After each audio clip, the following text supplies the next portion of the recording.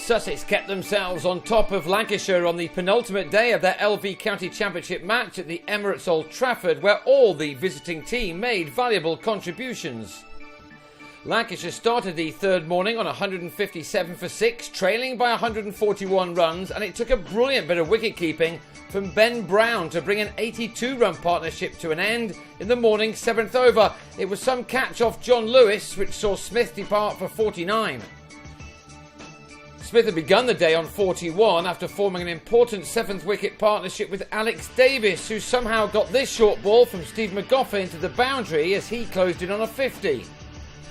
This was only the 6th first-class innings from the diminutive Davis, and this shot took him to his maiden half-century.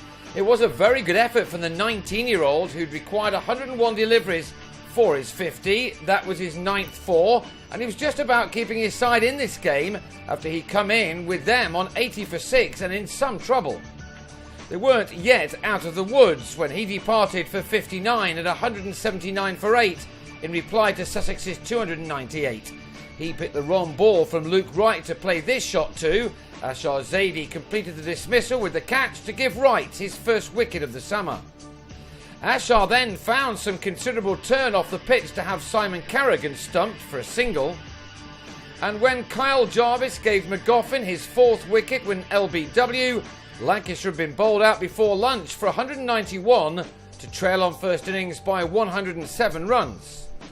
Chris Nash tried to add to that either side of the break, but having made 13, he pulled this ball from Glenn Chappell straight to Smith at mid-wicket. Nash's opening partner Luke Wells had made a sluggish start to his innings, but once in, he began to find his scoring shots as he and the Sussex batting hero in this match, Michael Yardy, advanced the total to 56 to take their side 163 runs to the good. Carrigan was given a long bowl by Chappell, and he then picked up the wicket of Wells, who edged to Paul Horton, who took a good low catch. Wells was out for 25, while Yardy added 45 more runs to his exceptional 139 of the first innings. This was his only boundary in this 102-ball knock. Sussex was certainly being careful with a plan in their heads. The score read 121 for 3 in the 48th over, when Yardy, in a rare moment of aggression, went after Stephen Croft and was quite brilliantly held by the diving Horton. Perhaps a slightly easier chance was then offered by Matt Machin off Carrigan. This time, though, it was spilled at short leg. With Rory Hamilton-Brown playing very responsibly at one end, it was left to Machin to take on the spin twins of Croft and Carrigan, who got through 40 of the 68 overs of the Sussex second innings. With Machin playing some shots, 49 more runs were added in the next 11 overs. Hamilton-Brown had found the boundary only once in his score of 44. Having survived for 2 hours, he was bowled out of the rough by Carrigan. The ball was turning, and playing textbook shots was not really moving the score along as Sussex would have liked.